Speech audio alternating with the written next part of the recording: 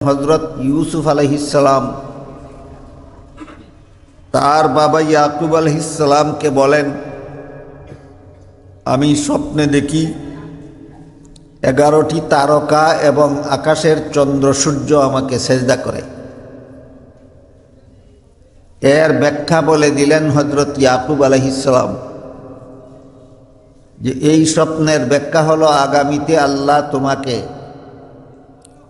এমন মর্যাদা দান করবেন যেই মর্যাদার স্বীকৃতি দিতে গিয়া তোমার বাকি 11 ভাইও একদিন তোমাকে সেজদা করবে। আমি তোমার বাবা এবং তোমার মা, আমরা দুজনও একদিন তোমাকে সেজদা করব। এই হলো 4 নম্বর আয়াতের বিষয়। এখানে দুইটা জিনিস গুরুত্বপূর্ণভাবে ব্যাখ্যা সাপেক্ষে বোঝার ব্যাপার। একটা হলো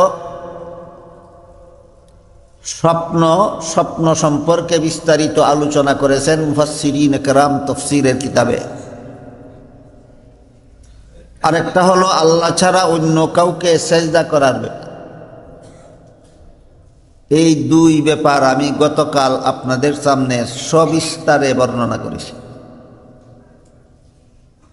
স্বপ্নের ব্যাপারও সবিস্তারে বর্ণনা করেছি। অন্তর চোখে যদি মানুষ ঘুমন্ত অবস্থায় কিছু দেখে, এই দেখার নাম স্বপ্ন। এটা 3 প্রকার। একটা হলো কাল্পনিক স্বপ্ন, একটা হলো শয়তানি স্বপ্ন, একটা হলো রহমানি স্বপ্ন। এগুলি বিস্তারিত পরিচয় গতকাল বলা হয়েছে। কেউ যদি স্বপ্নে ভয় পায় অথবা বিভ্রান্ত হয়, তাহলে হাদিস শরীফে উল্লেখ আছে সে যেন ঘুম ভাঙ্গার সাথে সাথে বাম দিকে 3 বার থুক নিক্ষেপ করে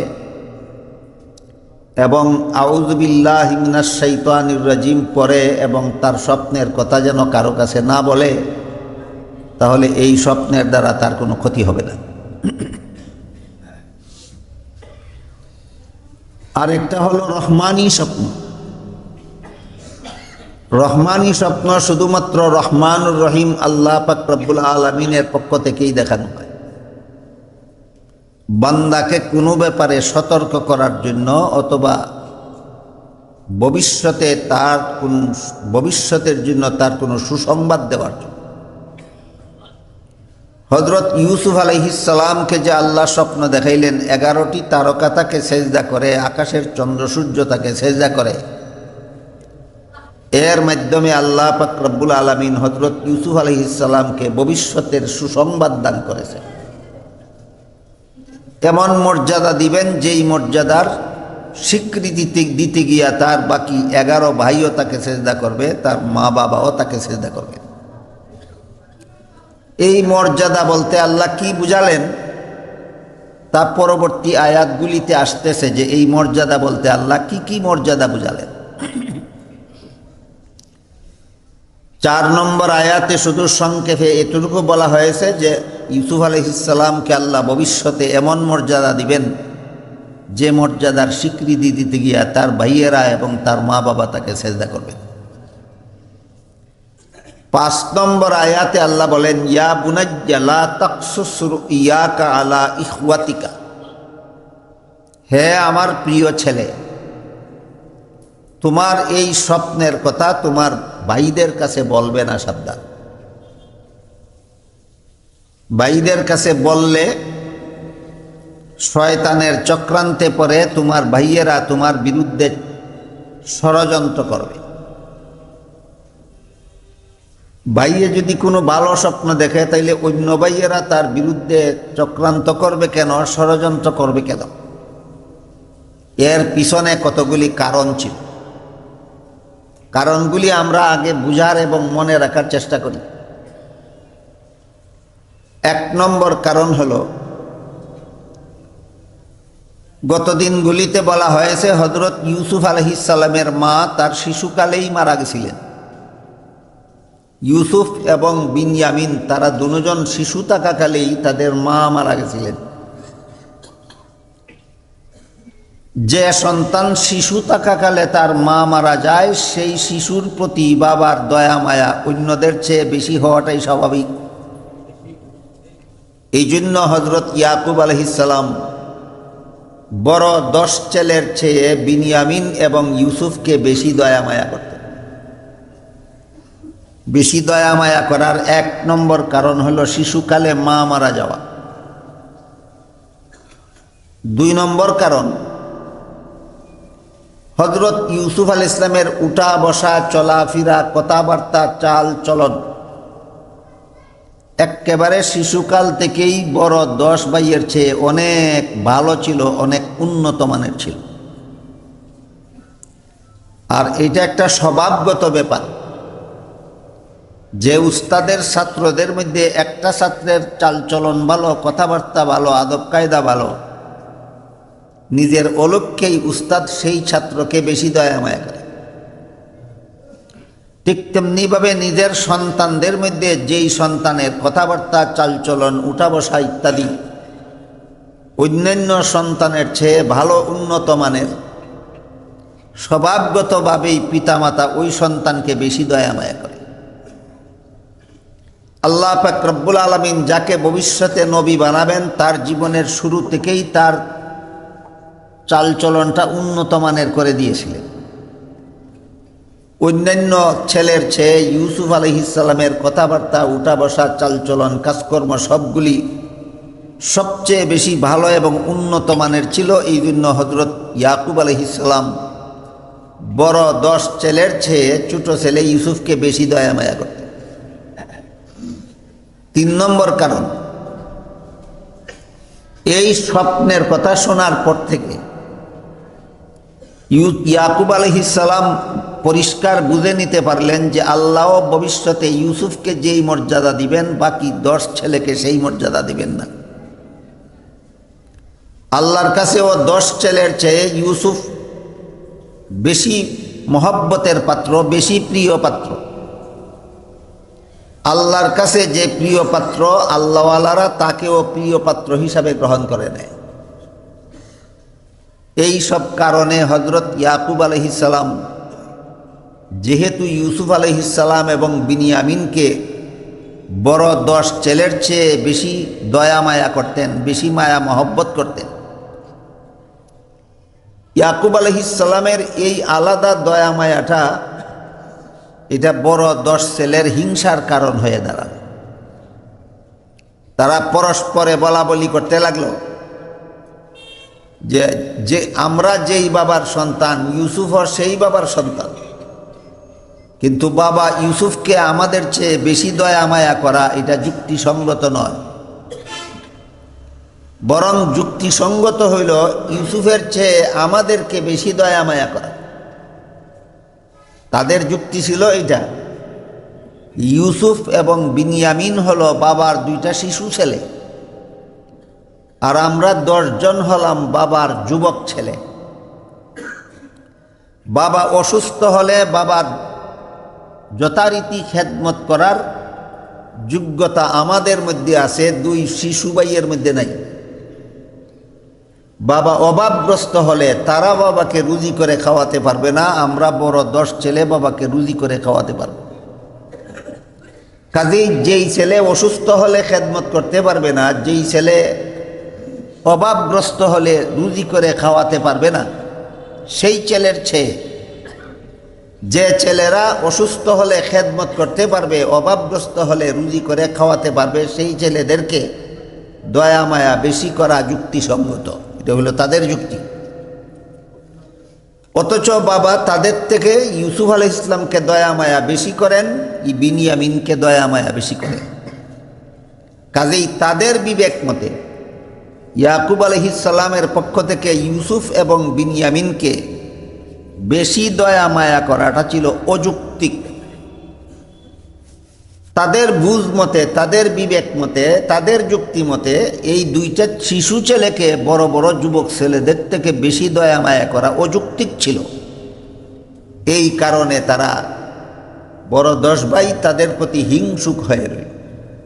আগের থেকেই তারা ইউসুফকে হিংসা করত, বিনিয়ামিনকে হিংসা করত। কাজেই স্বপ্নের কথা শোনার পরে হযরত ইয়াকুব আলাইহিস সালাম ইউসুফকে বললেন, যেহেতু তারা আগের থেকেই বিভিন্ন কারণে তোমাদের দুজনকে হিংসা করে, এখন যদি স্বপ্নের কথাটাও তারা শুনতে পারে, তাইলে তোমাদের প্রতি তাদের হিংসার মাত্রা বহুগুণ বেড়ে যাবে। এই জন্য ইয়াকুব আলাইহিস সালাম বলেন, ইয়া বুনাইয়া লা তাকসুস রুইয়াকা আলা ইখওয়াতিক, হে আমার প্রিয় ছেলে ইউসুফ, তোমার স্বপ্নের কথা তোমার ভাইদের কাছে বলবে না, সাবধান। বললে কি হবে? ফায়াকিদু লাকা কাইদা, হিংসার বশীভূত হয়ে তারা তোমার বিরুদ্ধে ষড়যন্ত্র করবে।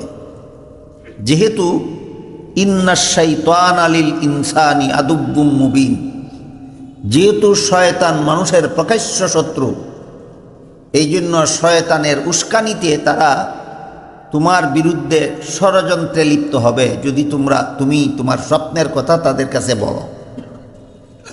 এই জন্য হযরত ইয়াকুব আলাইহিস সালাম ছেলে ইউসুফ আলাইহিস সালামকে নিষেধ করে দিলেন যে তোমার স্বপ্নের কথা তাদের কাছে বলবে না, সাবধান। এই ব্যাপারেও গতকাল আপনাদেরকে বলে দেওয়া হয়েছে। আরবিতে একটা নীতি বাক্য আছে, লা তাকুল মানামাকা ইল্লা ইন্দা হাবিবিকা আও লাবিবিক, তুমি যে কোনো স্বপ্ন দেখলে যে কোনো লোকের কাছে বলবে না, সাবধান। দুই দল মানুষের কাছে, দুই গুণ সম্পন্ন মানুষের কাছে স্বপ্নের কথা বলবে। এক গুণ হলো যে তোমার হিতাকাঙ্ক্ষী, যে তোমার ভালো চায়, যে তোমার মঙ্গল কামনা করে, তার কাছে যদি স্বপ্নের কথা বলো, তাহলে তোমার স্বপ্নের অর্থটা খারাপ হলেও সে খারাপ হিসাবে বলবে না, সেইটাকে সুন্দর ব্যাখ্যা করে তোমাকে বুঝিয়ে দেবে। আর যদি তোমার হিতাকাঙ্ক্ষী না হয়, তাহলে খারাপ স্বপ্নটাকে আরো খারাপ অপব্যাখ্যা করে তোমার মন খারাপ করে দেবে। এই জন্য তোমার হিতাকাঙ্ক্ষী ছাড়া, তোমার আপনজন ছাড়া, যারা যে তোমার মঙ্গল চায় এমন লোক ছাড়া কারো কাছে স্বপ্নের কথা বলবে না।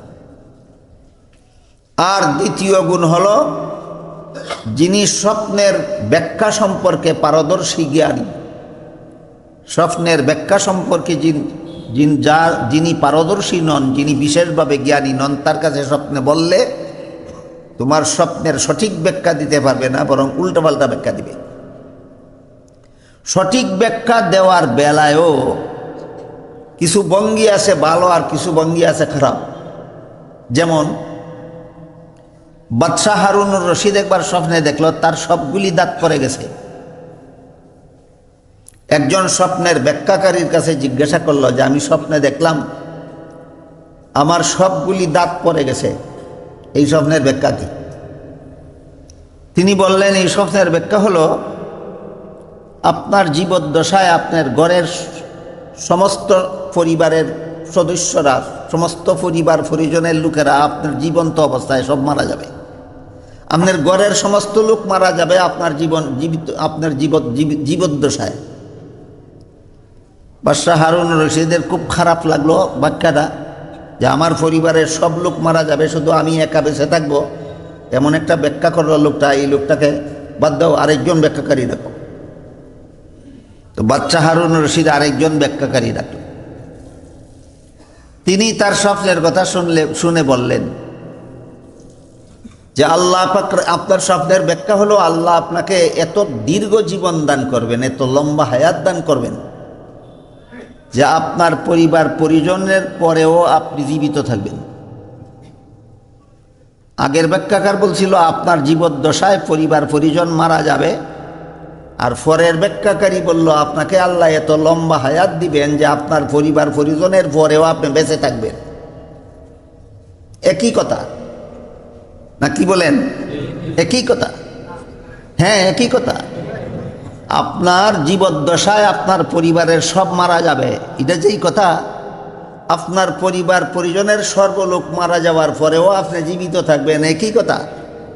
কিন্তু আগের কথার ভঙ্গিটা ভালো নয়, পরের কথার ভঙ্গিটা ভালো। এই জন্য আগের লোকটারে তিরস্কার করে বিদায় করে দিলেন বাদশাহ হারুন রশিদ, আর পরের লোকটারে অনেকগুলি টাকা পুরস্কার দিয়ে বিদায় করলেন। এই জন্য স্বপ্নের ব্যাখ্যা বলার ভঙ্গির মধ্যেও কোনোটা আছে যে স্বপ্নে দেখলো তার জন্য আনন্দের ভঙ্গি, আর কোনোটা আছে তার জন্য দুঃখজনক ভঙ্গি। আপনি যদি আপনার হিতাকাঙ্ক্ষীর কাছে স্বপ্নের কথা বলেন অথবা স্বপ্নতত্ত্বর সম্পর্কে জ্ঞানী লোকের কাছে বলেন, তাহলে আপনার মন খারাপ মতো ভঙ্গিতে স্বপ্নের ব্যাখ্যা করবেন না, তিনি আপনার মন আনন্দিত হওয়ার ভঙ্গিতে স্বপ্নের ব্যাখ্যা করবেন। ঠিক তেমনিভাবে আল্লামা মুহাম্মদ ইবনে সিরিন রহমতুল্লাহ আলাইহি এই উম্মতের মধ্যে সর্বশ্রেষ্ঠ স্বপ্নতত্ত্ববিদ। ইবনে সিরিনের স্বপ্নের ব্যাখ্যা যত সুস্পষ্টভাবে বুঝতেন, এই উম্মতের মধ্যে আর কেউ এত পরিষ্কারভাবে স্বপ্নের ব্যাখ্যা বুঝতেন না। ইমাম মুহাম্মদ ইবনে সিরিন রহমতুল্লাহ আলাইহির কাছে এক ব্যক্তি আসলো এবং বলল, আমি স্বপ্নে দেখি আজান দিই। ইবনে সিরিন তাকে বললেন, তোমার স্বপ্নের ব্যাখ্যা হলো তুমি ইসলাম প্রচারক হবে। আজান দেওয়ার ব্যাখ্যা হলো ইসলাম প্রচারক হবে। এই লোকটা ওনার কাছে বসা থাকার অবস্থাতে আরেকটা লোক আসলো, এসে বলল, হুজুর আমি স্বপ্নে দেখি আজান দিই। দুই স্বপ্ন না দুইজনের একই স্বপ্ন? একই স্বপ্ন। আগের লোকটা যেই স্বপ্ন দেখেছিল, পরের লোকটাও একই স্বপ্ন দেখল। জিজ্ঞাসা করলো, হুজুর আমিও স্বপ্নে দেখি আজান দিই, আমার স্বপ্নের ব্যাখ্যা কি? ইবনে সিরিন বললেন, তুমি চুর, তুমি মানুষের মাল চুরি করো। তারা দুজন চলে যাবার পরে ইবনে সিরিনকে জিজ্ঞাসা করা হলো, আজান দেওয়ার স্বপ্নে দেখলো, আগের লোকটাও পরের লোকটাও স্বপ্নে দেখলো আজান দেয়। আপনি একজনের আজানের ব্যাখ্যা করলেন ইসলাম প্রচারক হবে, আর একজনের আজানের ব্যাখ্যা করলেন সে চুর। দুইজনের স্বপ্নের ব্যাখ্যা দুই রকম হলো কেন? স্বপ্ন তো একই। ইবনে সিরিন জবাব দিলেন যে স্বপ্ন শুধু শুনলে হবে না, যে স্বপ্ন দেখলো তার অবস্থা দেখে ব্যাখ্যা দিতে হবে। আগের লোকের অবস্থা দেখেছি আমি, লোকটা ধার্মিক, এই জন্য তার আজান দেওয়ার ব্যাখ্যা হইল সে ইসলাম প্রচারক হবে। পরের লোকটার অবস্থা যাচাই করে দেখেছি আমি, সে ধার্মিক নয়, কাজেই সে ধর্ম প্রচারক হওয়ার যোগ্যতাই তার কাছে নেই। যার কাছে ধর্ম প্রচারক হওয়ার যোগ্যতাই নেই, সে যদি স্বপ্নে দেখে আজান দেয়, তার আজান দেওয়ার অর্থ হইল তুমি চোর। জিজ্ঞাসা করা হইল ওনার কাছে, আপনার ব্যাখ্যার দলিল কি? ইবনে সিরিন বলেন, আমার ব্যাখ্যার দলিল হলো সূরা ইউসুফের এক আয়াত। হযরত ইউসুফ আলাইহিস সালাম যখন মিশরের বাদশা হয়ে গেছিল, তখন সিরিয়াতেও অভাব দেখা দিয়েছিল এবং বড় 10 ভাই গেছিলেন রিলিফের মাল আনার জন্য সিরিয়ার থেকে মিশর। তখন তারা ইউসুফকে চিনে না। আগের বছর যখন মাল আনতে গেল 10 জন, ইউসুফ আলাইহিস সালাম তাদের প্রত্যেককে মাথা পিছু 5 মণ করে গম দিয়া দিলেন। এটাই ওনার দরবারে আইন করা ছিল যে যেই রিলিফের মাল নিতে আসবে তাকে মাথা পিছু 10 মণ করে গম দেওয়া হবে। আবার তিনি আইন করেছিলেন যে আমি যেই দেশের রাজা হইলাম, কোন দেশের রাজা হইলেন? ইউসুফ, মিশরের। এই দেশের কোনো নাগরিক যদি মাল নিতে আসে তাহলে মাথা পিছু 5 মণ করে গম দিব বিনামূল্যে। আর ভিন্ন দেশের কোনো মানুষ যদি রিলিফের মাল নিতে আসে তাহলে তাকেও মাথা পিছু গম দেব, বিনামূল্যে নয়, স্বল্প মূল্যে। এই একটা নিয়ম করছিলেন তিনি। ওই আয়াত যখন আসবে তখন সেই ঘটনা আপনারা সবিস্তারে শুনবেন। এখন শুধু স্বপ্নের প্রসঙ্গে কথাটা বলতেছি। ইবনে সিরিন যেই লোকটাকে বললেন তোমার আজান দেওয়ার ব্যাখ্যা হইল তুমি চোর, ওনার কাছে দলিল চাওয়া হইল, আপনার এই ব্যাখ্যার পক্ষে দলিল কি? তিনি বললেন দলিল হইল ইউসুফ আলাইহিস সালামের ওই ঘটনা। ইউসুফ আলাইহিস সালাম রাজা হওয়ার পরে 10 ভাই যখন রিলিফের মাল নিতে আসছিল, তিনি তাদেরকে চিনছিলেন কিন্তু তারা তাকে চিনেনি। তারা বলল, আমাদের বাড়ি সিরিয়ায়, আমরা রিলিফের মাল নিতে এসেছি, আমরা শুনেছি আপনি বড় দয়ালু বাচ্চা, বাইরের দেশের থেকে লোক আসলেও আপনি স্বল্প মূল্যে মাল দিয়া দেন, মাথা পিছু 5 মণ করে। ইউসুফ আলাইহিস সালাম জিজ্ঞাসা করলেন, তোমাদের সংসারে আর কে কে আছে? তারা বলল, আমাদের সংসারে আমাদের বাবা আছেন, তিনি আল্লাহর নবী, এবং আমাদের ছোট্ট একটা ভাই আছে, তার নাম বিনয়ামিন। বিদায় দেওয়ার সময় বললেন, আগামী বছর যখন আবার রিলিফের মাল নিতে আসবে তোমরা, তখন ছোট ভাইটাকে সাথে আনবে, ওকে সাথে না আনলে তোমাদেরকে রিলিফ দেওয়া হবে না। ইউসুফ আলাইহিস সালাম এই বুদ্ধি করে এই নির্দেশ দিলেন যে তারা ওনাকে না চিনলেও উনি তো তাদেরকে চিনছেন। কাজী বিনিয়ামিন তো ওনার সহোদর ভাই, এরা মাল নিতে আসছে রিলিফের, বিনিয়ামিনকে না আনার কারণে নিজের সহোদর ভাইটাকে দেখতে পারলেন না। আগামী বছর যদি মালের লুবে লুবে বিনিয়ামিনকে সাথে আনে তাহলে নিজের সহোদর ভাইটাকে দেখতে পারবেন। এই বুদ্ধি করে তিনি বলে দিলেন, আগামীতে যদি বিনিয়ামিনকে সাথে না আনো তাহলে তোমাদেরকেও মাল দেওয়া হবে না। শেষ পর্যন্ত পরের বছর তারা আবার যখন রিলিফের মাল নিতে আসলো, বিনিয়ামিনকে সাথে নিয়ে আসলো। হযরত ইউসুফ আলাইহিস সালাম তাদের 10 জনকে আলাদা কামরায় বসাইয়া বিনিয়ামিনকে আলাদা কামরায় নিয়ে পরিচয় দিলেন, দিয়া বললেন, আমি তোমার সহোদর ভাই ইউসুফ, আমি তোমার সহোদর ভাই ইউসুফ। পরিচয় দেওয়া মাত্রই বিনিয়ামিন ইউসুফকে বললেন, তাই যদি হয় তাহলে আপনি আর এই জালিমদের সাথে আমাকে সিরিয়ায় ফিরে যাইতে দিবেন না। এই জালিমরা আমাকে সাথে নিয়ে আসার সময় মারপিট করছে, বলছে তোর কারণে আমাদের রিলিফ বন্ধ হয়ে যাওয়ার কথা ছিল, তোরে না আনলে রিলিফ দিবে না বলছে বাচ্চা। কাজী বাচ্চার কাছে তোর এত মূল্য কেন, এটার পরিশোধ আমরা রাস্তার মধ্যেই করে নিই। এইভাবে সারা রাস্তায় এরা আমাকে মারপিট করে রাখছে। হযরত ইউসুফ আলাইহিস সালাম যেহেতু এদের কাছে পরিচয় গোপন রাখছিলেন, কাজী তিনি তো বলতে পারেন না যে আমার ছোট ভাইটাকে তোমরা মারপিট করে আনছো, তোমাদের সাথে আর দেব না, এটা বলতে পারেন না। কেন বলতে পারেন না? আয়াতটা যখন আসবে ওই আয়াতের তাফসীরের সময় আপনারা ইনশাআল্লাহ বুঝবেন। তখন শুধু মনে রাখুন, ওনার বলার উপায় ছিল না যে তোমরা আমার ছোট ভাইটাকে মারপিট করে আনছো, বরং তিনি ইউসুফ আলাইহিস সালাম বড় 10 ভাইয়ের মাল যেমন সাজাইলেন, বিনিয়ামিনের মালের বস্তাও সাজাইলেন। যে সমস্ত রাজকর্মচারীরা রিলিফের মাল বস্তায় ঢুকায়, এদেরকে কানে কানে বলে দিলেন যে বিনিয়ামিনের বস্তায় যখন 5 মণ গম তোমরা ঢুকাইবে, তখন এই 11 জনের কেউ যেন না দেখে, লুকাইয়া আমার দরবারের একটা স্বর্ণের ফিয়ালা আছে, এটা লুকাইয়া বিনিয়ামিনের বস্তায় ঢুকাইয়া দিবে। 10 জনেও যেন না দেখে, বিনিয়ামিনেও যেন না দেখে। কর্মচারীরা ওনার ওয়ার্ডার মতো বিনিয়ামিনের বস্তায় যখন মাল ঢুকায়, তখন ইউসুফ আলাইহিস সালামের দরবারের একটা স্বর্ণের ফিয়ালা ওইটা ভিতরে ঢুকাইছে। কেউ জানে না এটা যে ঢুকানো হয়েছে। 11 জনকেই বিদায় দেয়া দিলেন। বিনিয়ামিন মনে মনে ভাবতেছিলেন, লোকটা কইল আমার ভাই লাগে, আমি কইলাম এই জালিমদের সাথে আর দিও না, দিলে আমার এটা যাওয়ার সময় ফটো আর আমার ভিট করবো। স্বীকার করলো, আর দিত না, হন্দি দিয়া দিল, ব্যাপার কি বুঝলাম।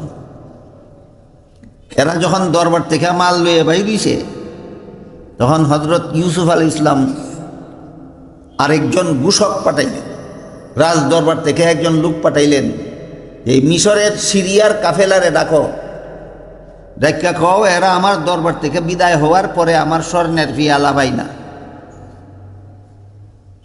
এরা বিদায় হওয়ার পর থেকে আমার দরবারে যে স্বর্ণের একটা পিয়ালা ছিল ওইটা এখানে পাওয়া যাইতেছে না। এরা বিদায় হওয়ার পরে যখন স্বর্ণের পিয়ালা পাওয়া যাইতেছে না, এটা তো উনি সত্য কথাই কইছেন না মিথ্যা কইছেন? তোমরা এখান থেকে যাওয়ার পর থেকে পিয়ালাটা এখানে নাই, এটা হলো উনার কথা। ঘুষকে মনে করছে এরা যাওয়ার পর থেকে যখন পিয়ালা এখানে নাই, তে তো চুর এরাও। উনি চুর কইছেন না ঘুষকে চুর মনে করছে? ঘুষকে উনি কিন্তু চুর বলেন নাই, উনি একটা কৌশল করছেন না। ঘুষকে মনে করছে এরা যাওয়ার পর থেকে যখন পিয়ালা পাওয়া যায় না, তে তো চুর এরাও। ওই বাড়িয়া ডাক দিছে, এই সিরিয়ার কাফেলা তোমরা চুর, দাঁড়াও, তোমরা চোর। এই কথাটাকে আল্লাহর ভাষায় বলছেন, ওয়া আযযানা মুআযযিনুন আইয়াতুহাল ঈরু ইন্নাকুম লাসারিকুন। আহ্বানকারী আহ্বান করলো, আজান দেনেওয়ালায় আজান দিল। এখানে আজান আবিদানি করতে বলা হয়েছে, আজান মানে আহ্বান করা। এখানেও আজান শব্দ ব্যবহার হয়েছে, কিন্তু আজান শব্দটা পারিভাষিক আজান নয়। নমাজের জন্য যে আজান দেওয়া যায় সেই আজান না, আহ্বান করা, ডাকা, এটারেও অভিধানে আজান কয়। আহ্বানকারী আহ্বান করলো, আজান দেনেওয়ালায় আজান দিল, দিয়া কইল তোমরা চোর। ইবনে সিরিন বলেন, এই আয়াত আমার দলিল। এই আজান দেওয়ালা বা দেনেওয়ালায় কইছে তোমরা চোর, কাজেই তুমি যে আজান দিছ স্বপ্নে দেখছো, তোমার এর অর্থ হইল তুমি চোর। ইবনে সিরিন বললেন, এই আয়াত হইল আমার দলিল। এ যে আজান দিতে স্বপ্নে দেখছে, এটার অর্থ যে চোর, এই আয়াত হইল আমার দলিল। এগুলি বোঝা বড় কঠিন ব্যাপার। অনেক বড় বড় আলিমগণের পক্ষেও স্বপ্নের ব্যাখ্যাকারীগণ কোন আয়াতের দ্বারা কিভাবে দলিল দিয়া সাব্যস্ত করে যে বোঝা বড় বড় কঠিন হইয়া দাঁড়ায়। তখন এদেরকে যখন আহ্বান করি দেখে বলল তোমরা চুর, তখন এরাও আল্লাহ বিল্লাহ তাল্লাহ আল্লাহর নামে কসম খাইতে খাইতে কইল নাউজুবিল্লাহ নাউজুবিল্লাহ, আমরা তো চুরি করার জন্য আসি নাই। আপনারা কি মনে করেন এরা কি সত্যই চুর? আহ্বানকারী কইল ঠিক আছে, তোমরা যদি চুরি না করে দেখো তাহলে তোমাদের কাছে মাল না পাইলে তোমরা ছেড়ে দিব, কিন্তু মাল যদি তোমাদের কাছে পাওয়া যায় তাহলে তো চোর সাব্যস্ত হবে। এখন আরম্ভ হইল তদন্ত, বস্তা খুললা খুললা কার বস্তার ভিতরে এই রাজ দরবারের স্বর্ণের পিয়ালা পাওয়া যায়। ইউসুফ আলাইহিস সালাম যারা তদন্ত করতে আসে এদেরকে বলে দিলেন, বড় 10 জনের মাল আগে চেক করো, ছোটটার মাল পরে চেক করো। কারণ আগে ভাগেই যদি ছোটটার মাল চেক করো তাহলে তারা সন্দেহ করবো তাহলে এইখানেও মনে হয় কোনো কারসাজি আছে। আসলে তো কারসাজি একটা আছেও, কিন্তু কারসাজিটা যাতে ধরতে না পারে এই জন্য হজরত ইউসুফ আলাইহিস সালাম কইলেন বড়গুলির মাল চেক করা শেষ হইলে পরে ছোটটার মাল চেক করো। তদন্তকারী একে একে 10 জনের বস্তা খুললা চেক করে দেখলো গাইতে করতে কারো বস্তার ভিতরে স্বর্ণের পিয়ালা নাই। এরা আবার বাহাদুরি করে বলতে লাগলো, এই মিয়া তোমরা কইছি না আমরা বিদেশ থেকে আইছি, তোমরা কেন চুরিদারি করবার লাগে, আমরা ঠিক আইছি রিডিমের মাল দিতাম। কয় রাখো, আর একজন তো রইছে দেখা লই না কি হয়। শেষ পর্যন্ত ছোট জনের বস্তা ডালা মাত্রই স্বর্ণের পিয়ালা বেরিয়ে গেল। ছোট জনের বস্তার মাল ঢালা মাত্রই কি বেরিয়ে গেল? স্বর্ণের পিয়ালা বেরিয়ে গেল। তখন তো একজনের কারণে 11 জনের 11 জন চোর সাব্যস্ত হইল। কারণ একটা পিয়ালা তো আর 11 বস্তায় ঢুকানো যেত না। একটা পিয়ালাই 1 বস্তায় ঢুকাইছো তোমরা 11 জনে যুক্তি করিয়া। এখন বিচার কি আগেই সাব্যস্ত হয়েছিল। আগেই ঘুষখেতাদেরকে বলছিল যদি তোমাদের কাছে রাজ দরবারের হারানো পেয়ালা পাওয়া যায় তাহলে এর বিচারটা কি আগে কও, তদন্ত করার আগে। তারা বলছিল আমরা সিরিয়ার বাসিন্দা, আমাদের বাবা নবী ইয়াকুব আলাইহিস সালাম আমাদের বাবা, তিনি নবী। আমাদের নবীর শরীয়তের বিধান হইল কেউ যদি চুরি করে ধরা পড়ে তাহলে যে ধরা পড়লো সে যার মাল চুরি করে ধরা পড়লো সারা জীবন তার গোলামি করব। এটা ইয়াকুব আলাইহিস সালামের শরীয়তের একটা বিধান ছিল। ইয়াকুব আলাইহিস সালামের শরীয়তের বিধান ছিল যে আমরা যে বাবার সন্তান সেই বাবা হইলেন একজন নবী, আর এই নবীর শরীয়তের বিধান হইল কেউ যদি কারো মাল চুরি করে ধরা পড়ে তাহলে যার মাল চুরি করে ধরা পড়বে সে যতদিন বেঁচে থাকবে ততদিন পর্যন্ত চুরি করেনওয়ালা তার গোলামি করবে। কথা তো আগের থেকেই পরিষ্কার। যদি মাল তোমরা কাছে ধরা পড়ে কি বিচার হয়? আমরা নতুন কোনো বিচার নাই, আমরা শরীয়তের বিচার। এখন তো বিনিয়ামিনরে ইউসুফের গোলাম বানাইয়া থইয়া যাইতে হয় চিরজীবনের জন্য। এখন কাহিনী আছে অনেক লম্বা। এরা বিনিয়ামিনরে এদিক দিয়ে না আনলে রিলিফের মাল পায় না, ওর ওই দিক দিয়ে বাবা এক ছেলে এদের সাথে দিয়ে হারাইয়া আর এক ছেলে দিতে রাজি না। এক ছেলেকে এদের সাথে দিয়ে হারাইছিলেন, যাইতেছে ঘটনার সামনে। 10 ছেলের সাথে এক ছেলেরে দিয়ে হারাইছিলেন। ইউসুফ আলাইহিস সালামকে এক সময় দিছিলেন 10 ছেলের সাথে খেলাধুলা করার কথা কইয়ে নিয়ে গেছে। জঙ্গলে বিভিন্ন রকমের গাছের ফলমূল তারা খায়, কিন্তু ইউসুফ বঞ্চিত থাকে। তারা বলছিল আমরা মাঠে গিয়া খেলাধুলা করি, সেই ইউসুফকে আপনি আমাদের সাথে দেন না, ইউসুফ বঞ্চিত থাকে। জঙ্গলে বিভিন্ন রকমের ফলমূলের গাছ এমনিই ফলে, আমরা ওই সমস্ত গাছের ফলমূল খাই, ইউসুফকে আমাদের সাথে না দেওয়ার কারণে ইউসুফ বঞ্চিত থাকে। কাজী ইউসুফকে আমাদের সাথে দিয়া দেন, এই কথা কইয়া ইউসুফকে নিয়ে গেছিল। নিয়া কুয়ার মধ্যে নিক্ষেপ করিয়া একটা দুম্বা জবাই করিয়া দুম্বার রক্ত ইউসুফের গায়ের জামার মধ্যে মাইকিয়া ওই রক্ত মাখা জামা নিয়ে বাবারে দেখাইয়া গেছিল, এই দেখো তোমার ইউসুফে বাঘে দূরে খাইয়া লাগছে। বুঝে থাকলে বলেন এক ছেলেকে তাদের সাথে দিয়ে আগেই একবার হারাইছিলেন কিনা? আবার যখন এই আর এক ছেলের কথা কইল যে ইলারের সাথে না দিলে মিশরের বাচ্চায় রিলিফ দিত না, তখন তো উনি কিছুতেই দিতে রাজি না। আবার বাবার সাথে কসম কিরা খাইয়া হেফাজত করে রাখবো, আবার নিরাপদে আইনা আপনার কাছে ফেরত দিব। এই সমস্ত ওয়াদা কইরা কসম কিরা খাইয়া বিনিয়ামিনে নিছিল, নিয়া ধরা খাইছে। এখন বলেন বিচারটা কি? আবার নিয়ে ফেরত দেওয়ার মতো অবস্থা রয়েছে না? যার মাল চুরি কইরা ধরা খাইছে তার চিরজীবন তার গোলামির জন্য রেখে যাইতে হইতেছে, চিরজীবন তার গোলামের জন্য রেখে যাইতে হইতেছে। এই যে ঘটনাটা সামনে আসতেছে, ইনশাআল্লাহ আপনারা ধারাবাহিকভাবে শুনবেন। এই ঘটনা যে আয়াতের মধ্যে আল্লাহ বর্ণনা করছেন, এই আয়াতটা হইল ওয়াআযানা মুআজ্জিনুন আইয়াতুহাল ঈরু ইন্নাকুম লাসারিকুন। আজান দেনেওয়ালায় আজান দিল, নমাজের আজান না আহ্বান অর্থে? আজান দেনেওয়ালায় আজান দিল, দিয়া কইল তোমরা চোর। এই আয়াত হইল ইবনে সিরিন বলেন আমার ব্যাখ্যার দলিল। যারে আমি আজান দিত স্বপ্নে দেখছে আর কইছি আমি তুই চোর, এইটার দলিল হইল এই আয়াত। এরপরে বাদশাহ হারুন রশিদের বিবির নাম ছিল জুবাইদা। বাদশাহ জুবাইদা একবার স্বপ্নে দেখল সারা দেশের মানুষে তার সাথে অপকর্ম করে, রাজার রানীর সাথে আস্থা দেশের মানুষে জিনা করে। এমন স্বপ্ন কি কোনো আলিমের কাছে লজ্জায় বলা যায়? এই বাদশাহ হারুন রশিদের বিবি জুবাইদা এই স্বপ্ন দেখিয়া বান্দিরে পাঠাইল ইবনে সিরিনের দরবারে। এই আমি দেখছি কইস না, গিয়া কইস তুই দেখছস। কথা বুঝতেছেন?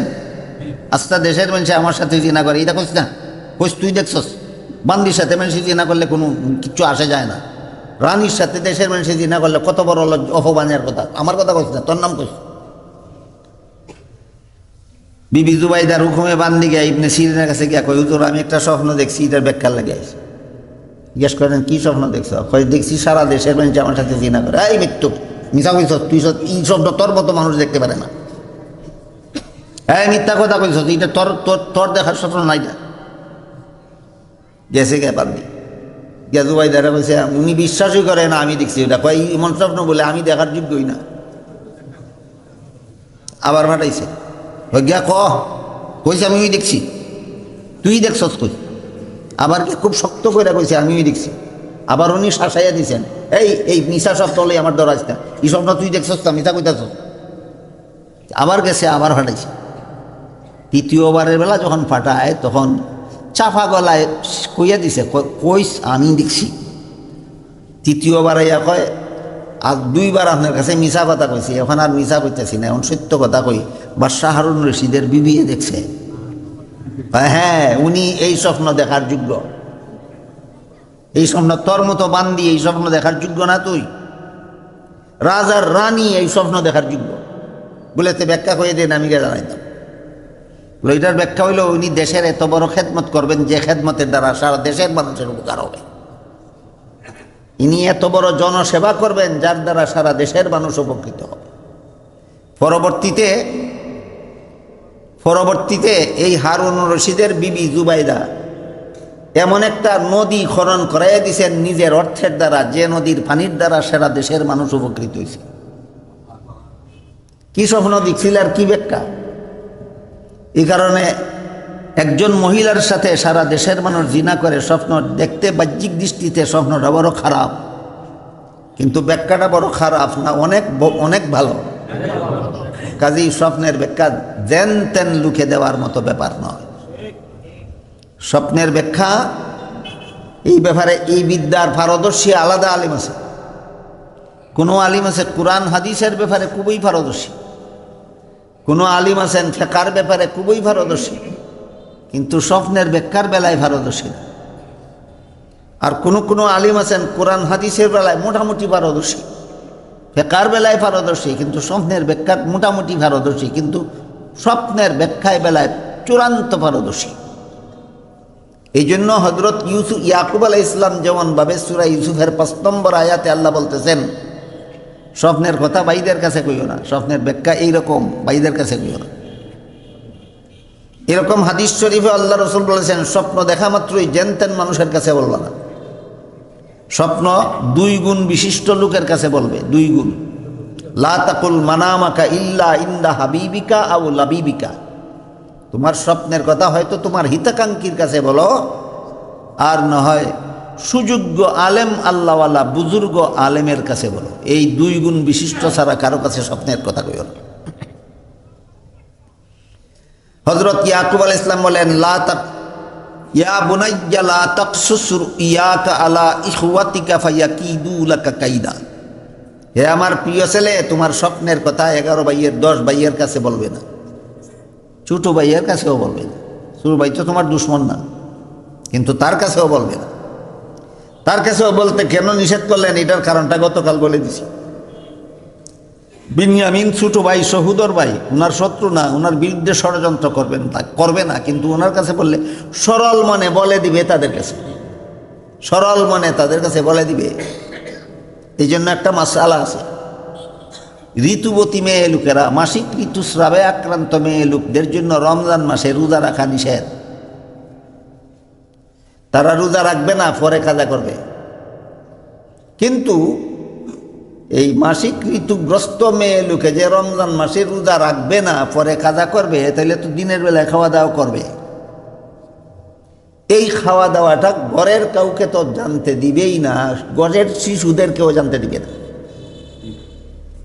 নিজের ছোট ছোট বাচ্চাদেরকেও লুকাইয়া খাইতেইব, অন্য লোকরে লুকাইয়া খাইতেইব রমজানের ইজ্জত রক্ষার্থে, রমজানের ইজ্জত রক্ষার্থে।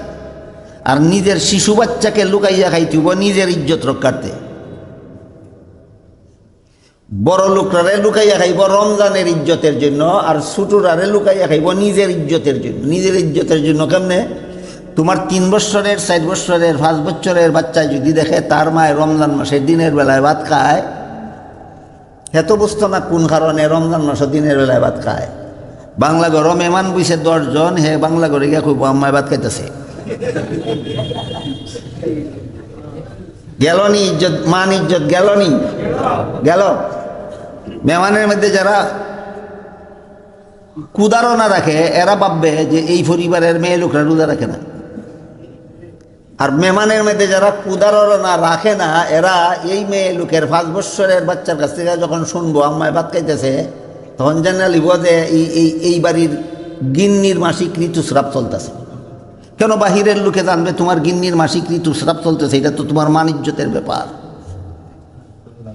বলেন তো, এই শিশু বাচ্চাকে, এই মেয়ে লোকে যে রমজান মাসে যে রোজা রাখবে না মাসিকের কারণে, এই রোজা না রাখাটা শিশু বাচ্চাকে জানতে না দেওয়ার কারণ নিজের ইজ্জত রক্ষা।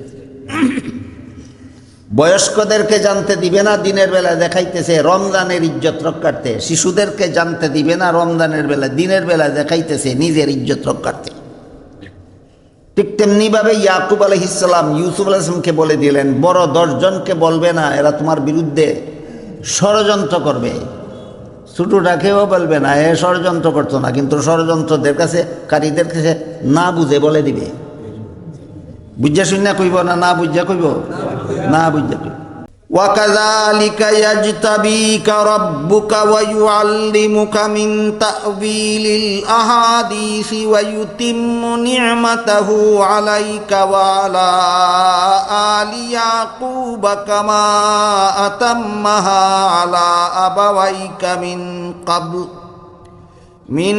ক্বাবলু ইব্রাহিম ওয়া ইসহাকা ইন্না রাব্বাকা আলীমুন হাকীম। স্বপ্নের ব্যাখ্যা প্রসঙ্গে হযরত ইয়াকুব আলাইহিস সালাম ইউসুফ আলাইহিস সালামকে আরও কতগুলি ভবিষ্যৎবাণী সুস্পষ্ট করে দিলেন 5 নম্বর আয়াতে, 6 নম্বর আয়াতে। 6 নম্বর আয়াতে ইয়াকুব আলাইহিস সালাম ইউসুফ আলাইহিস সালামকে বলেন, ওয়াকাযালিকা ইয়াজতাবিকা রাব্বুকা, যেভাবে আল্লাহ পাক রব্বুল আলামিন তোমাকে স্বপ্নের মাধ্যমে সুসংবাদ দিয়েছেন। রহমানি স্বপ্নের উদ্দেশ্য হয়তো সতর্ক করা, না হয় সুসংবাদ দেওয়া, হয়তো সতর্ক করা, না হয় সুসংবাদ দেওয়া। এক হাদিসে আছে রাসূল করিম সাল্লাল্লাহু আলাইহি ওয়াসাল্লাম বলেন, মুমিনের রহমানি স্বপ্ন নবুয়তের 46 ভাগের 1 ভাগ। মুমিনের রহমানি স্বপ্ন নবুয়তের 46 ভাগের 1 ভাগ। কাদ্যানীরা ইহাদিস দিয়া দলিল দিয়া কয়, তাহলে যে মুমিনের সুস্বপ্ন দেখলো, এ ফুরা নবী না হইলেও 46 ভাগের 1 ভাগ নবী হইল। তো পুরা নবী না হইলেও 46 ভাগের 1 ভাগ নবী হইল তো। মুসলমানেরা এটার জবাব দিয়েছেন বড় চমৎকার। এই বিল্ডিংও কটা জিনিস আছে, ইট আছে, রড আছে, সিমেন্ট আছে, বালু আছে আর পানি। কটা হইল? ইট, সিমেন্ট, রড, বালু, পানি। ইট, সিমেন্ট, রড, বালু, পানি। তো পানি হইল বিল্ডিংয়ের 5 ভাগের 1 ভাগ। পানি হইল বিল্ডিংয়ের 5 ভাগের 1 ভাগ।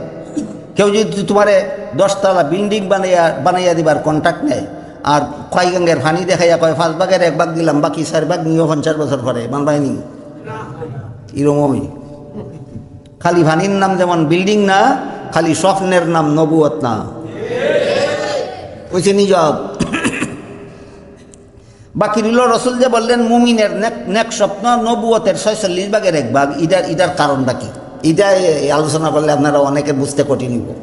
আপনাদের না বুঝলে কোনো ক্ষতি নাই। এটা শুধু হাদিসের ক্লাসের ছাত্রদের জন্য বোঝা দরকার যে হাদিসে রসুল বলছেন সব মুমিনের সুস্বপ্ন নবুয়তের 46 ভাগের 1 ভাগ। 46 ভাগ বলতে কি বুঝাইলেন, 1 ভাগ বলতে কি বুঝাইলেন, এটা আপনাদের দরকারই না, আপনাদের দরকার নাই। আপনাদেরকে বুঝাইতে গেলে অনেক সময় লাগবে, কঠিন হবে, না বুঝলে কোনো ক্ষতি নাই। এটা শুধুমাত্র হাদিসের ক্লাসের ছাত্রদের বুঝার এবং বোঝানির ব্যাপার। এই জন্য আমি আজকের জন্য ওই ব্যাখ্যার দিকে গেলাম না। ইয়াকুব আলাইহিস সালাম ইউসুফ আলাইহিস সালামকে বললেন, আল্লাহ যেভাবে তোমাকে স্বপ্নের দ্বারা সুসংবাদ দিলেন, এই সুসংবাদটা হইল মুমিনের নেক রহমানি স্বপ্ন। আমি গতদিন বা এর আগের দিন বলেছি, মুমিন মুসলমানের স্বপ্ন 3 রকমের হয়, নবীগণের স্বপ্ন 1 রকম হয়। মনে আছে কথা? নবীগণের স্বপ্ন 1 রকম হয়, শুধু রহমানি। নবীগণ খেয়ালি স্বপ্নও দেখেন না, নবীগণের শয়তানেও স্বপ্ন দেখাইতে পারে না। নবীগণের শুধু স্বপ্ন শুধু রহমানি। তো হযরত ইয়াকুব আলাইহিস সালাম ইউসুফ আলাইহিস সালামকে স্বপ্নের ব্যাখ্যা দিয়া আরও কিছু ভবিষ্যৎবাণী শুনাইলেন যে এই ব্যাখ্যার অন্তর্ভুক্ত 3টা জিনিস আছে। আল্লাহ যে স্বপ্নের দ্বারা তোমাকে সুসংবাদ দিয়েছেন, এই সুসংবাদের ভিতরে 3টা সুসংবাদ আছে। 3টা সুসংবাদ, যেমনভাবে আল্লাহ স্বপ্ন দেখাইয়া তোমাকে সুসংবাদ দিয়েছেন, তেমনিভাবে আরও কিছু পুরস্কারের ঘোষণা আল্লাহ এই স্বপ্নের মাধ্যমে দিয়েছেন। এর মধ্যে একটা হইল 3টা সুসংবাদ দিয়েছেন স্বপ্নের মাধ্যমে আল্লাহ তোমাকে। একটা সুসংবাদ হইল দুনিয়ার মানুষের সমাজেই আল্লাহ তোমাকে মর্যাদাশালী করে দেবেন। দুনিয়ার মানুষের সমাজেই আল্লাহ তোমাকে মর্যাদাশালী করে। কত বড় মর্যাদাশালী? যে মর্যাদার কারণে তোমার 11 ভাইয়ে তো তোমার সেজদা করবে, আমি তোমার বাপেও তোমার সেজদা করবে, তোমার মাও তোমাকে সেজদা করবে। এত বড় মর্যাদা দিবেন আল্লাহ পাক রব্বুল আলামিন দুনিয়াতে তোমাকে। 2 নম্বর সুসংবাদ দিয়েছেন আল্লাহ এই স্বপ্নের মাধ্যমে তোমাকে, আল্লাহ পাক রব্বুল আলামিন তোমাকে রাজত্ব দান করবেন।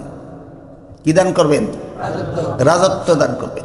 ভুলে যাবেন না, আল্লাহর পরিকল্পনার মধ্যে আছে তুমি মিশরের রাজা হইবা, আর 10 ভাইয়ের পরিকল্পনার মধ্যে আছে তোরে মাইরা লাগবে।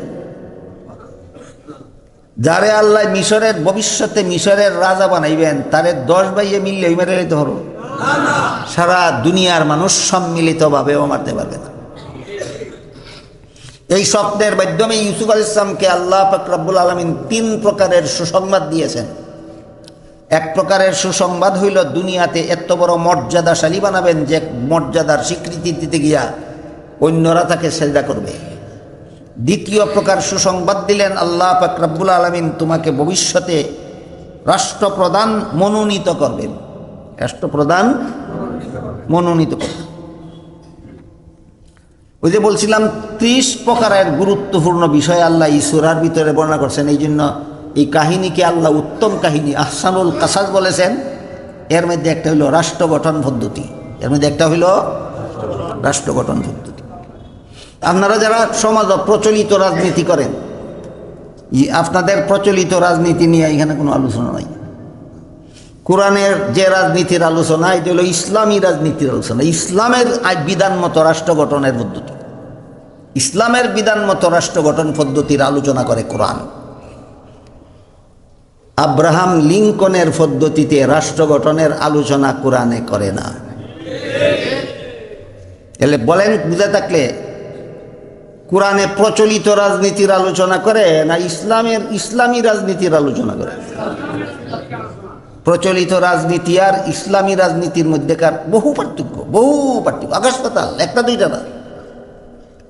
এর মধ্যে এক দুইটা উদাহরণ আপনাদেরকে বোঝাবার চেষ্টা করি। ইসলামী রাজনীতিতে রাষ্ট্রপ্রধান আল্লাহর প্রতিনিধি হয়। কার? আল্লাহর প্রতিনিধি। ইসলামী রাজনীতিতে রাষ্ট্রপ্রধান আল্লাহর প্রতিনিধি হয়। আল্লাহর বিধান মতে তুমি জনগণকে পরিচালনা করবে, এগুলো ইসলামী রাজনীতির দ্বারা। আব্রাহাম লিঙ্কনের রাজনীতিতে রাষ্ট্রপ্রধান জনগণের প্রতিনিধি হয়। জনগণের ইচ্ছা অনিচ্ছা মতো তুমি দেশ শাসন করবা। ইসলামী রাজনীতিতে রাষ্ট্রপ্রধান আল্লাহর ইচ্ছা মতো দেশ শাসন করতে বাধ্য। আব্রাহাম লিঙ্কনের রাজনীতিতে রাষ্ট্রপ্রধান জনগণের মতে দেশ শাসন করতে বাধ্য। এক জায়গায় আল্লাহর ইচ্ছা বাস্তবায়ন হয়, আরেক জায়গায় জনগণের ইচ্ছা বাস্তবায়ন হয়। জনগণকে কার স্থলাভিষিক্ত করা হলো? আব্রাহাম লিঙ্কনের রাজনীতিতে জনগণকে আল্লাহর স্থলাভিষিক্ত করা হলো। বুঝছেন না কথাটা? ইসলামী রাজনীতিতে সরকার কার প্রতিনিধি? আল্লাহর প্রতিনিধি। এটাই আল্লাহর ভাষায় খলিফা কয়, খলিফা। আব্রাহাম লিঙ্কনের মতবাদে রাজনীতিতে সরকার আল্লাহর প্রতিনিধি না, জনগণের প্রতিনিধি। কাজেই অধিকাংশ জনগণ যদি ঘুষখোর হয়, সরকার ঘুষখোর হতে বাধ্য। অধিকাংশ জনগণ যদি সুদখোর হয়, সরকার সুদখোর হতে বাধ্য। অধিকাংশ জনগণ যদি দুষ্ট হয়, সরকার দুষ্ট হতে বাধ্য। ইসলামী রাজনীতিতে সরকার সুদখোর, ঘুষখোর, মদখোর, গাঞ্জাখোর হওয়ার কোনো পথ নাই, কারণ সে জনগণের প্রতিনিধি নয়, সে আল্লাহর প্রতিনিধি। বুঝে থাকলে বলুন তো, প্রচলিত রাজনীতি আর ইসলামী রাজনীতিতে বেশ কম আছে। কোরআনে আল্লাহ পাক রব্বুল আলামিন সূরা ইউসুফে আল্লাহ যে রাজনীতির আলোচনা করবেন, যে আব্রাহাম লিঙ্কনের রাজনীতি না ইসলামের রাজনীতি? ইসলামের রাজনীতি। আরেকটা পার্থক্য দেখেন,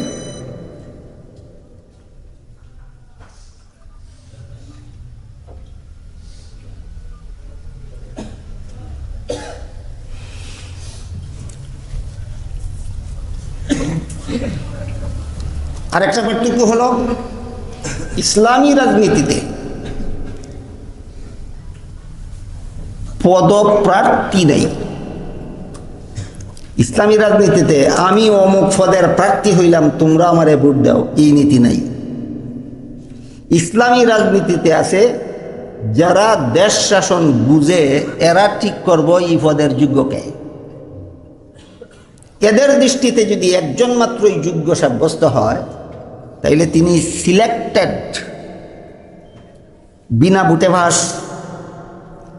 আর যদি গণ্যমান্য লোকদের ব্যক্তিতে একাধিক ব্যক্তি সুযোগ্য সাব্যস্ত হয়, তখন অধিকাংশ জনগণ যারে চায়। তাহলে ইসলামী রাজনীতিতে পদের যোগ্য সাব্যস্ত হয় কতগুলি গুণের ভিত্তিতে। এই গুণ যদি সমান সমান থাকে, তাইলে জনগণে ভোট দিবে। আর গুণ যদি একজনের মধ্যে যে পরিমাণ আছে, এই পরিমাণ যদি আর মধ্যে না থাকে, তাহলে এখানে গণভোটের কোনো মানে নাই। বিষয়টা আপনাদের বোঝানোর লাগে একটা উদাহরণ দিই। এই মসজিদে ইমাম নেওয়া হবে, ইমামের জন্য কিছু যোগ্যতার দরকার কিনা? এক নম্বর যোগ্যতা হইল কেরাত যেন ভুল হয়। 2 নম্বর যোগ্যতা হইল নমাজের মাসাইল যেন না জানে। 3 নম্বর যোগ্যতা হইল ফাঁক না ফাঁক যেন না বুঝে। তাহলে কেরাত সহি হতে হবে, নমাজের মাসাইল জানতে হবে, ফাঁক না ফাঁক বুঝতে হবে। এই রকম যদি একজনই পাওয়া যায়, যাদের নামে প্রস্তাব করা হইল,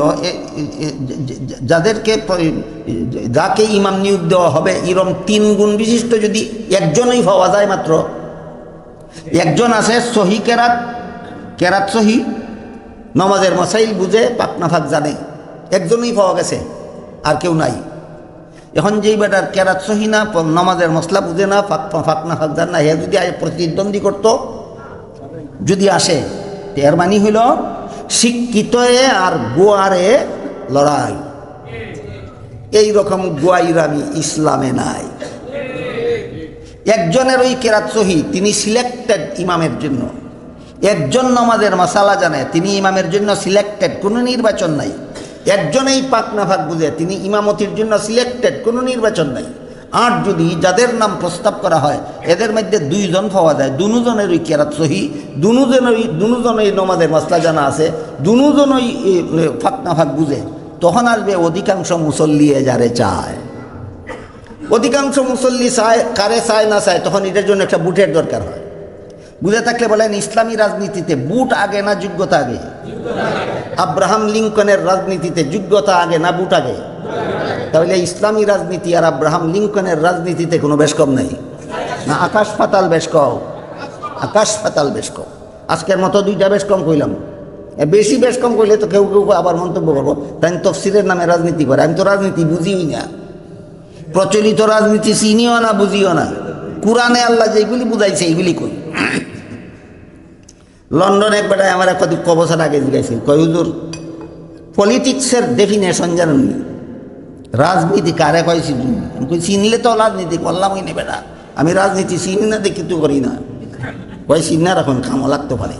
ও তাহলে হয় টিক্সের উপর টিক্স, তার উপর ডাবল টিক্স, তার নাম পলিটিক্স।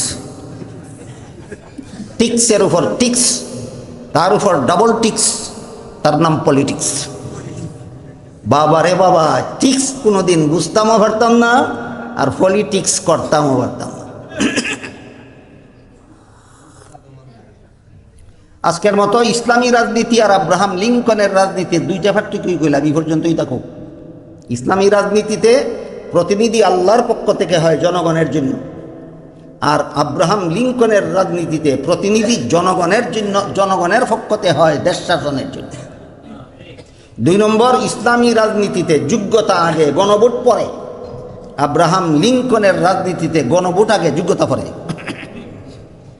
কাজেই যেই দেশের অধিকাংশ জনগণ ঘুষখোর, দেশের নেতা ঘুষখোর হতে বাধ্য। একটা উদাহরণ দিই, যদি আপনারা বেজার না হই। অনেক জনগণে ঘুষ খাইয়া ভোট দেয়। কেউ একটা পান খাইয়া ভোট দেয়, কেউ একটা চা খাইয়া ভোট দেয়, কেউ 1 প্লেট মিষ্টি খাইয়া ভোট দেয়, কেউ 1 প্যাকেট বিরিয়ানি খাইয়া ভোট দেয়, কেউ বিরিয়ানির প্যাকেটের ভিতরে 500 টাকার নোটও খায়। ইটা দেখাইছো, এটা কি দেখাইছো? ঘুষ নি, ঘুষ। যেই দেশের জনগণ ঘুষখোর, এই দেশের নেতা ঘুষখোর না হইয়া পারে না। তোমাদের মতো 3 লক্ষ ভোটারকে এই চা আর ফান আর মিষ্টি আর বিরিয়ানি খাওয়াইতে গিয়া বেটার বাপের সম্পত্তি বেচছে, সম্পত্তি বেচছে বেটায় ভাস করছে। এখন তোমার রাস্তা আগে বানাই দিব না বাপের সম্পত্তি আগে উদ্ধার করব? কাজেই যেমন রুয়ে এমন ফিরিস্তা, যেমন ভোটার তেমন নেতা। যেই সমাজের ভোটার ঘুষখোর, সেই সমাজের নেতা ঘুষখোর না হইয়া পারে না। তোমরা 3 লক্ষ জনগণে যদি 5 টাকার কইরা পান খাইয়া ভোট দিয়া থাকো, 3 লক্ষ ভোটারে যদি 5 টাকার 1 কিল কইরা পান খাইয়া থাকে, 1 লাখ টাকা খরচাইছে বেটারে, 15 লাখ টাকা খরচাইছে নির্বাচনের আগে। তার কাছে যখন একটা আবেদনপত্র লিয়ে দেবে, দস্তখত দিব 1 লাখ টাকা না লইয়া, তাইলে কে আগে ঘুষ করেছে? এটা আব্রাহাম লিঙ্কনের রাজনীতির বিস্ফল। যে ইসলামী রাজনীতি নাই, এটা আব্রাহাম লিঙ্কনের রাজনীতির বিস্ফল। ইয়াকুব আলাইহিস সালাম বলেন, তোমারে আল্লাহ যেভাবে সুসংবাদ দিয়েছেন স্বপ্নের মাধ্যমে, ঠিক তেমনিভাবে এই সুসংবাদের 3টা ব্যাখ্যা আছে। একটা ব্যাখ্যা হইল, আল্লাহ পাক রব্বুল আলামিন তোমাকে এত বড় মর্যাদাশালী বানাবেন যে কারণে সমাজের নেতৃস্থানীয় লোকেরা পর্যন্ত তোমাকে সেজদা করবে।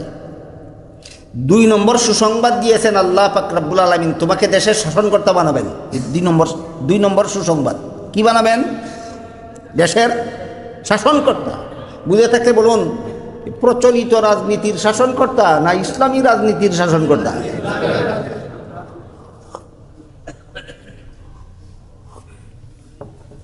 তিন নম্বর সুসংবাদ দিয়েছেন আল্লাহ তোমাকে এই স্বপ্নের মাধ্যমে, وَيُتِمُّ نِعْمَتَهُ عَلَيْكَ وَعَلَى آلِ يَعْقُوبَ كَمَا أَتَمَّهَا عَلَى أَبَوَيْكَ مِنْ قَبْلُ إِبْرَاهِيمَ وَإِسْحَاقَ। যেমন ভাবে তোমার পূর্বপুরুষদের মধ্যে ইয়াকুব আলাইহিস সালামকে আল্লাহ নবী বানাইছিলেন, যেমনভাবে তোমার পূর্বপুরুষদের মধ্যে ইব্রাহিম আলাইহিস সালামকে আল্লাহ নবী বানাইছিলেন, যেমনভাবে তোমার পূর্বপুরুষের মধ্যে ইসহাক আলাইহিস সালামকে আল্লাহ নবী বানাইছিলেন, ঠিক তেমনিভাবে আল্লাহ তোমাকেও নবী বানাইবেন। এটা 3 নম্বর ভবিষ্যৎবাণী। কটা পুরস্কারের ভবিষ্যৎবাণী দিয়েছেন? 3। এই স্বপ্নের মাধ্যমে আল্লাহ তোমাকে 3টা পুরস্কারের ভবিষ্যৎবাণী দিয়েছেন। 1 নম্বর পুরস্কার সমাজের মধ্যে গণ্যমান্য ব্যক্তি, 2 নম্বর পুরস্কার রাষ্ট্রপ্রধান, 3 নম্বর পুরস্কার নবুয়ত। সমাজের গণ্যমান্য, রাষ্ট্রপ্রধান, নবুয়ত, এই 3 পুরস্কারের সুসংবাদ দিয়েছেন আল্লাহ এই স্বপ্নের মাধ্যমে তোমাকে।